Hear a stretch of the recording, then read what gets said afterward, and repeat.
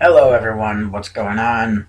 Today is January 21st, 2014, and I hope everyone's having a good week so far.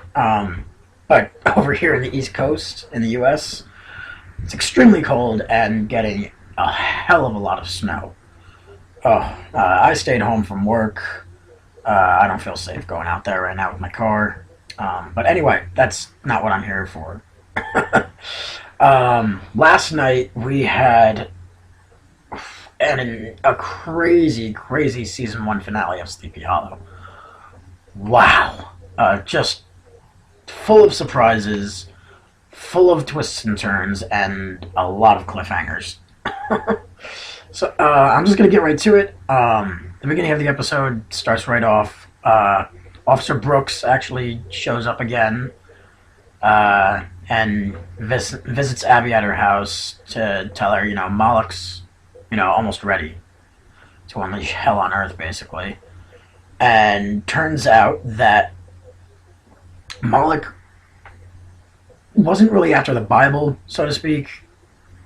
It's because the Bible shows directions to a map that could lead to the door to purgatory, basically. And Moloch doesn't want the witnesses to have that kind of map.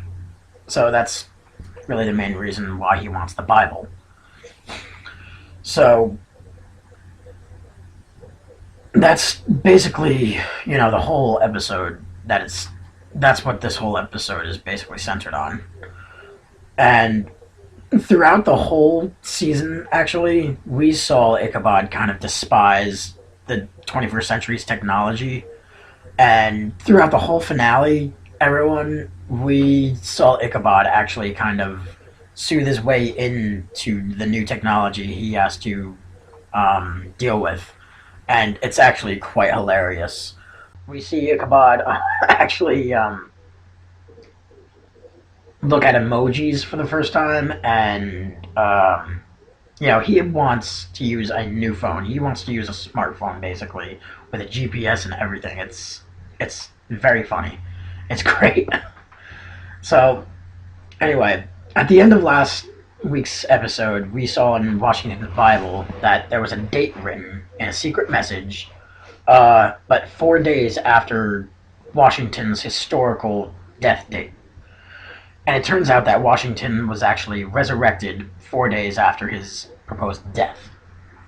And not only was he resurrected, but turns out Reverend Knapp, the priest who was beheaded by the Horsemen in the pilot of the show, was actually there for Washington's resurrection. And he used his prayer beads as sort of a instrument in the spell. So he was a warlock too. And they find out that these prayer beads are full of sin, clearly, and who other to examine these beads full of sin than John Noble, or Henry Parrish, that we all know. He's the Sin Eater, everyone. And he comes back very willingly to help out. He knows that, he's got a big role in, the upcoming apocalypse. And they bring him to Knapp's website. Not website, sorry. Knapp's gravesite.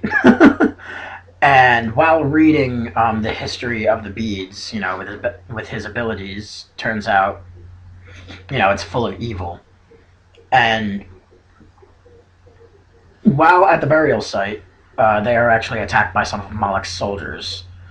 And after this whole gunfight with these demons, Abby starts to realize, maybe opening this door to purgatory could create, could have some bad consequences. Hell on Earth could be released if we do this. So we learned that Washington actually has a secret burial site somewhere in the woods. And not only that, but at the same time, we see Officer Brooks ask Moloch to be his lieutenant in this army of darkness, basically. and Brooks is turned into this hideous, evil, strong monster. It was very, very crazy and great to see, actually. He looked pretty awesome. He kind of reminded me of Jeff Goldblum's Fly, actually. I'm not gonna lie. Anyway, so the group find Washington's burial site in the woods, kind of underground,